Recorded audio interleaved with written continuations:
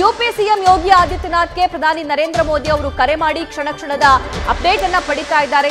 ಕಾಲ್ ತುಳಿತದ ಬಗ್ಗೆ ಸಂಪೂರ್ಣ ವಿವರವನ್ನ ಪ್ರಧಾನಿ ನರೇಂದ್ರ ಮೋದಿ ಅವರು ಪಡ್ಕೊಂಡಿದ್ದಾರೆ. ಕೇಂದ್ರದಿಂದ ನಿಮಗೆ ಏನೆಲ್ಲ ಸಹಾಯ ಬೇಕು ಅದನ್ನ ಮಾಡ್ತೀವಿ ಎಂದಿದ್ದಾರೆ.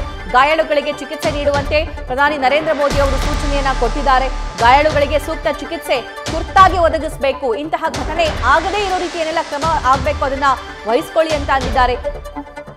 ಯೋಗಿ ಆದಿತ್ಯನಾಥ್ ಅವರಿಗೆ 2 ಬಾರಿ ಕರೆ ಮಾಡಿ ಪ್ರಧಾನಿ ಮೋದಿ ಮಾಹಿತಿಯನ್ನ ಪಡೆದಿದ್ದಾರೆ ಅಂತ ಹೇಳಿ. ಯಾಕಂದ್ರೆ ಇದು ಕೇವಲ ಭಾರತೀಯರ ಹಬ್ಬ ಮಾತ್ರವಲ್ಲ. ಭಾರತದಲ್ಲಿ ಈ ಮಹಾಕುಂಭಮೇಳ ಆಗ್ತಾ ಇದ್ರೂ ಕೂಡ ಬೇರೆ ಬೇರೆ ರಾಷ್ಟ್ರಗಳಿಂದ, ಬೇರೆ ಬೇರೆ ದೇಶಗಳಿಂದ, ಸುಮಾರು 20ಕ್ಕೂ ಹೆಚ್ಚು ದೇಶಗಳಿಂದ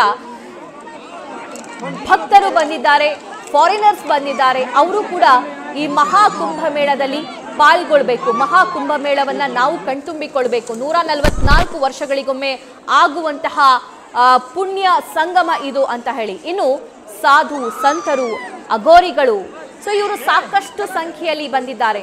ನಮಗೆ ಅಘೋರಿಗಳಾಗಿರಬಹುದು, ಈ ಸಾಧುಗಳಾಗಿರಬಹುದು, ಇವರು ಹಿಮಾಲಯ ಪರ್ವತದಲ್ಲಿರ್ತಾರೋ ಅಥವಾ ಕನ್ಯಾಕುಮಾರಿಯಂತಹ ಭಾಗದಲ್ಲಿರ್ತಾರೋ, ತಿರುವಣ್ಣಾಮಲೆಯಂತಹ ಬೆಟ್ಟದಲ್ಲಿರ್ತಾರೋ, ಎಲ್ಲಿರ್ತಾರೋ ಅನ್ನೋದು ಗೊತ್ತಿಲ್ಲ.